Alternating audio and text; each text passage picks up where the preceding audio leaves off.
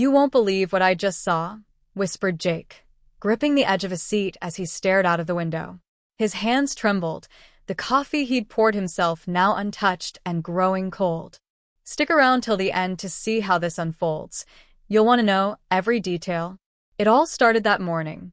Jake, a 52-year-old retired firefighter, had woken up earlier than usual. The house was quiet, the kind of quiet that felt heavy. His wife, Laura, had been acting strangely for weeks now, always on her phone, laughing at texts she wouldn't share, and making excuses to leave the house for errands that seemed to take hours. As he sat on the porch, sipping his coffee and staring at the quiet neighborhood, a sleek black car pulled into their driveway. He frowned. Laura wasn't home.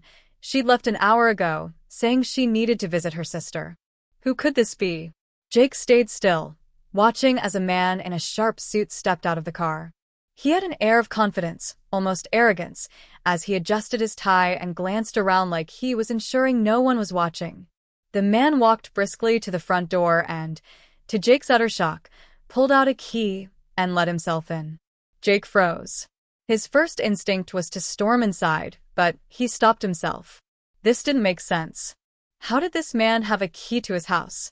He slipped inside quietly, his heart pounding so loud he was sure the man could hear it.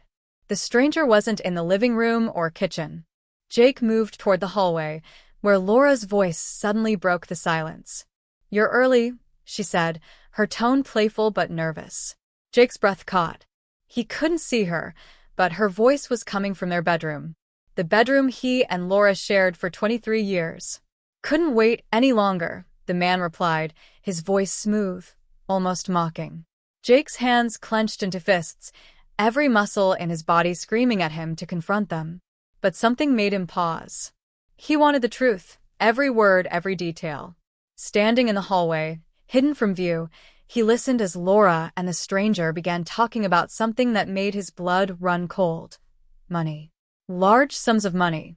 And then, a name Jake didn't recognize, someone they called the buyer.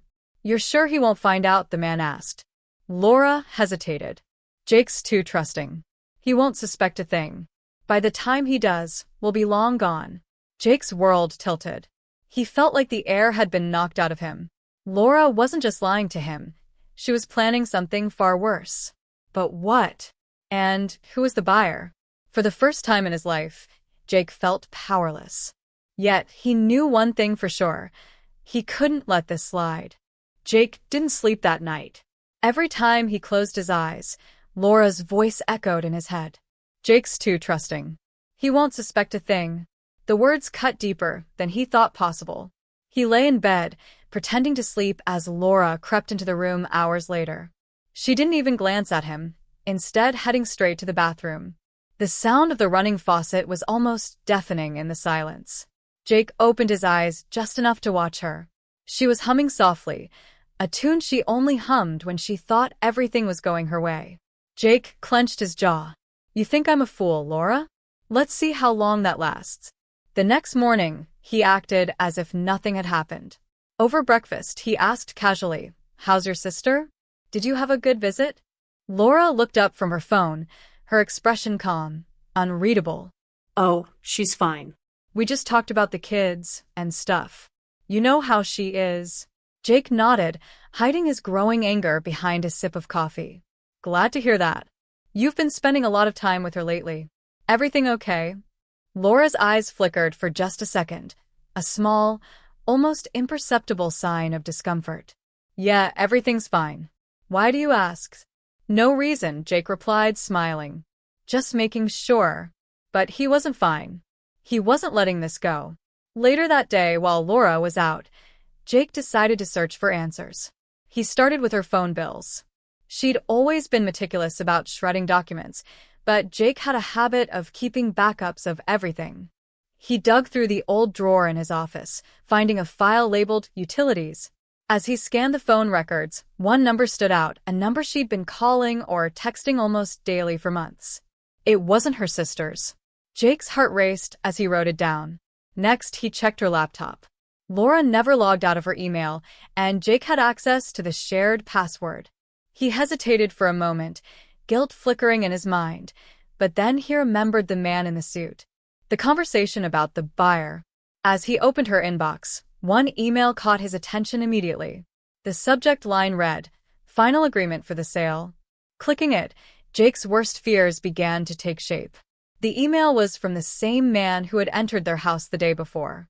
It detailed a property sale, his property, their home. Laura had been working behind his back to sell the house without his knowledge. She'd forged his signature, created false documents, and was preparing to walk away with half the money. The buyer was set to close the deal within 2 weeks. Jake sat back, his hands shaking. He felt like the walls of the house were closing in on him. This wasn't just betrayal, it was calculated destruction. But Jake wasn't about to let Laura win. He needed a plan, and he needed it fast. Jake spent the rest of the day trying to keep himself from unraveling. The betrayal wasn't just emotional, it was a complete dismantling of his life. His home, his trust, his future. All in Laura's hands. But if she thought he'd roll over and let this happen, she was dead wrong. The next day, while Laura was out again, her excuse this time was a lunch with an old friend, Jake made a call. The number he'd jotted down from the phone records haunted him. He needed to know who the man in the suit was, and what else Laura had been hiding. He dialed the number, his heart pounding. After a few rings, a confident voice answered. "This is Marcus." "Who's calling?" Jake gritted his teeth but kept his tone calm. "Hi, Marcus. I'm calling about Laura. I think you know her quite well." There was a pause, followed by a slight chuckle. "I'm sorry, I don't know who you're talking about."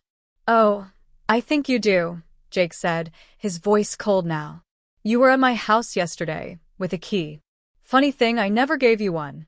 Care to explain?" Silence. Then Marcus spoke, his tone defensive. "Look, man, I don't know what you think is going on, but I have nothing to say to you." He hung up. Jake stared at his phone, anger bubbling inside him.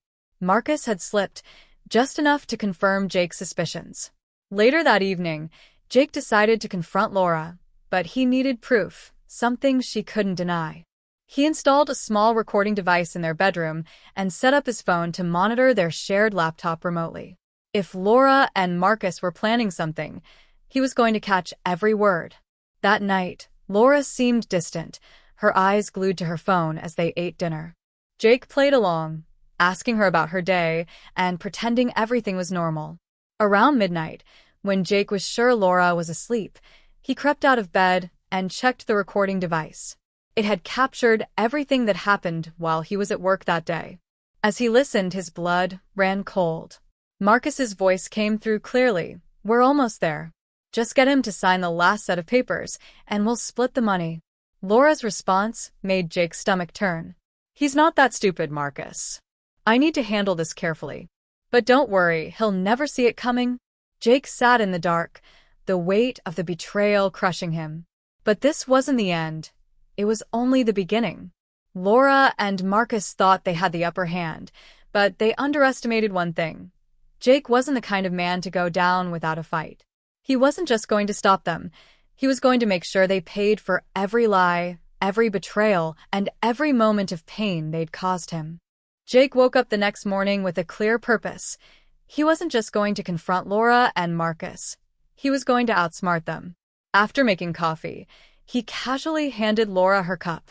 She smiled at him, completely unaware of the storm brewing beneath his calm exterior. "You're up early," she said, scrolling through her phone as if nothing was wrong. "Couldn't sleep," Jake replied, taking a seat across from her. "Lots on my mind." Laura glanced at him briefly, but didn't ask. Her indifference stung, but Jake held his composure. He needed to bide his time. Once Laura left for her so-called yoga class, Jake made his first move. He called his old friend, Matt, a private investigator he'd worked with during his firefighting days. Matt had helped him track down a missing person years ago, and Jake knew he could count on him now. "Matt," Jake said, his voice steady but urgent. "I need your help. It's about Laura. Something's going on, and I need proof." Matt didn't hesitate. "Say no more. Send me whatever you've got, and I'll start digging." Jake sent over the recording and the email he'd found about the house sale. Matt promised to follow the trail and uncover everything he could about Marcus. While Matt worked in the background, Jake focused on setting a trap. He went to the bank and spoke to his manager, explaining that he suspected fraudulent activity related to his property. The manager assured him they'd flag any suspicious transactions and notify him immediately. Jake also updated his will and power of attorney, ensuring Laura would have no access to his assets without his explicit approval. By the afternoon, Matt called back with an update. "Jake, you were right to be suspicious. Marcus isn't just some random guy. He's a con artist, real name Mark Davis. He's been involved in multiple scams, usually targeting women and their unsuspecting partners." Jake's grip tightened on the phone. "What about Laura?" "She's not clean in this either," Matt said. "It looks like she's been funneling small amounts of money from your joint account into a separate account under her name. It's not enough to notice at once, but over time, it adds up." Jake felt a wave of betrayal wash over him, but he forced himself to stay focused. "Thanks, Matt. I owe you one." Now Jake had the full picture. Laura and Marcus were working together to sell the house, drain his accounts, and disappear. But they didn't realize Jake was already one step ahead. That evening, Jake decided to give Laura just enough rope to hang herself. Over dinner, he said casually, "I was thinking of taking a trip to the cabin next weekend. Maybe get away for a bit. You want to come?" Laura looked surprised, almost caught off guard. "Oh, I can't. I've got plans with my sister." Jake smiled faintly. "Of course. Maybe I'll go alone then." Laura nodded, looking relieved. "That sounds nice.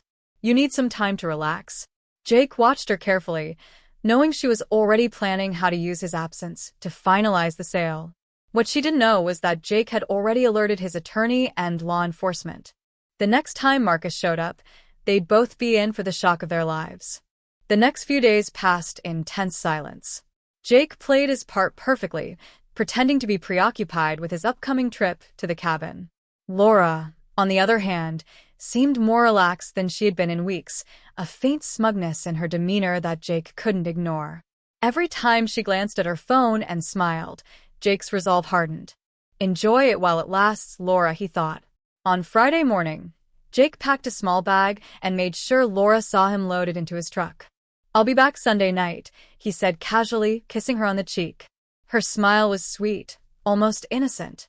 "Have a good trip, honey," she replied. As Jake drove off, Laura watched from the porch, waiting until his truck disappeared down the road. She quickly pulled out her phone and made a call. "He's gone," she said, her voice filled with excitement. "We're clear to move forward." What she didn't know was that Jake wasn't heading to the cabin. He parked his truck at a nearby diner, then got into Matt's car, which was waiting for him. "Ready?" Matt asked, handing Jake a pair of binoculars and a small recorder. "More than ready," Jake replied, his eyes steely. Together, they parked a few blocks away from Jake's house, staying out of sight but within range to see who came and went. It didn't take long. An hour later, Marcus's sleek black car pulled into the driveway. He stepped out, carrying a briefcase, and strode to the front door. Laura opened it almost immediately, greeting him with a warm hug. Jake's stomach turned, but he stayed silent, gripping the binoculars tightly. Inside the house, Laura and Marcus began going over the final steps of their plan. Jake could hear every word through the recording device he'd planted in the living room earlier that week. "The buyer's coming tomorrow to finalize the deal," Marcus said. "By Monday, this place will be history." Laura laughed softly. "And so will Jake. He thinks I'm some helpless little wife. He has no idea what's coming." Jake's jaw tightened, but he forced himself to wait. He needed them to dig their grave a little deeper. Later that evening, Laura and Marcus began celebrating early, pouring themselves glasses of sparkling water. They toasted to their freedom and talked about how they'd split the money. Jake had heard enough. "Ready to move?" Matt asked. "Let's go," Jake said, his voice cold. Jake had coordinated with the authorities earlier that week, and 2 unmarked police cars were waiting nearby. Jake signaled them, and within minutes, they pulled up to the house, lights flashing. Jake followed closely behind as the officers knocked on the door. Laura opened it, her face freezing in shock as she saw Jake standing there. What are you doing here?" she stammered. Jake didn't answer. Instead, he stepped aside as the officers moved in. "Laura and Marcus Davis, you're under arrest for conspiracy to commit fraud, forgery, and theft," one of them said. Laura's face turned pale, her mouth opening and closing like a fish out of water. "Jake, please, this is a misunderstanding," she pleaded. Jake stared at her, his face emotionless. "The only misunderstanding, Laura, was thinking I wouldn't figure it out." Marcus tried to run, but Matt blocked his path. "Not so fast," he said, grabbing him by the collar. As the officers cuffed them both and led them to the squad cars, Jake felt a strange sense of relief. It wasn't happiness, not yet, but it was the beginning of something new. The house, his life, and his future were safe now. Laura and Marcus had underestimated him, and they were paying the price. The night after Laura and Marcus were taken away was eerily quiet. Jake sat alone in the living room, staring at the remnants of the life he thought he knew. The photos on the mantel, the memories they represented, it all felt like a cruel joke. The next morning, he met with his attorney, Susan, a sharp and no-nonsense professional who wasted no time addressing the fallout. "I've already started the legal proceedings to void the fraudulent house sale," Susan explained, sliding a stack of papers across the desk. "Laura forged your signature, and we have plenty of evidence to prove it. As for the money she siphoned from your account, we'll pursue restitution through the courts." Jake nodded, grateful for her efficiency. "And Marcus?" Susan smirked. "He's got a long list of charges waiting for him. With his record, he won't be walking free anytime soon." For the first time in weeks, Jake felt like he could breathe again. But there was one thing that still gnawed at him. Why? Why had Laura done this? Was it greed? Boredom? Or something deeper? Later that day, Jake received an unexpected call from Laura's sister, Kathy. "Jake, I don't know if I should even be calling you," Kathy began, her voice hesitant. "Go on," Jake said, his tone steady. "I just found out what happened."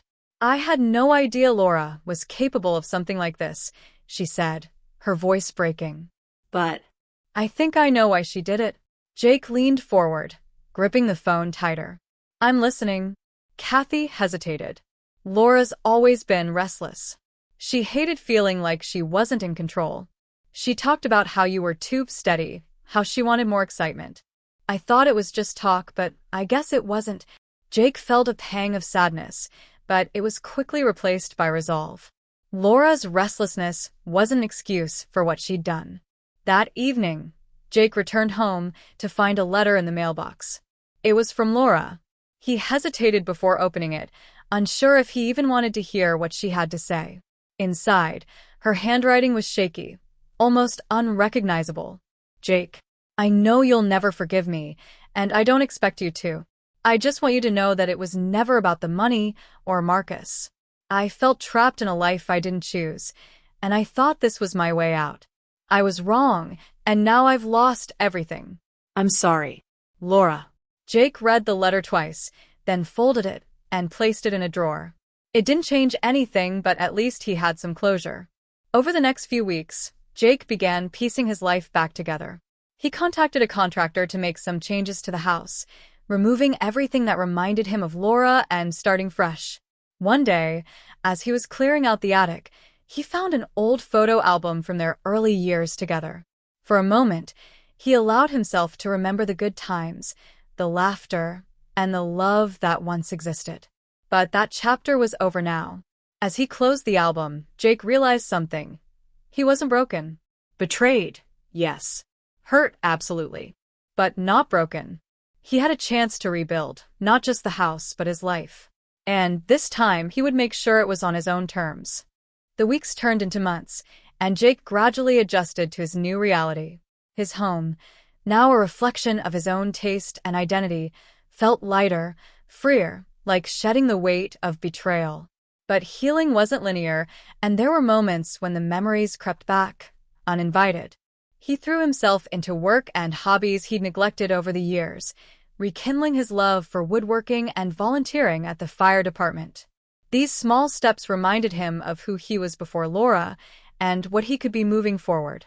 One day, while organizing his garage, Jake received a call from Matt. "Jake, thought you'd want an update," Matt said, his tone a mix of satisfaction and seriousness. "Go on," Jake replied, bracing himself. "Laura took a plea deal. She's getting 2 years with probation afterward." Marcus wasn't so lucky. With his criminal history, he's facing a much longer sentence. Looks like they're both getting what they deserve. Jake exhaled slowly. Justice had been served, but it didn't bring joy, just closure. "Thanks, Matt. I owe you one." A few days later, as Jake was walking through the park, he noticed an older man sitting on a bench, watching the ducks glide across the pond. The man looked up and nodded at Jake, a friendly gesture. Jake nodded back and sat down nearby, needing a moment of peace. "You look like a man who's been through something," the man said, his voice calm and knowing. Jake chuckled softly. "That obvious, huh?" The man smiled. "Life has a way of leaving marks. But the fact that you're sitting here, breathing, means you've survived it." Jake thought about that for a moment. Surviving is one thing. Moving on is another. The man leaned back, looking at the sky. Moving on isn't about forgetting. It's about learning. Letting what happened shape you into someone stronger. Someone wiser. Jake nodded, the stranger's words sinking in.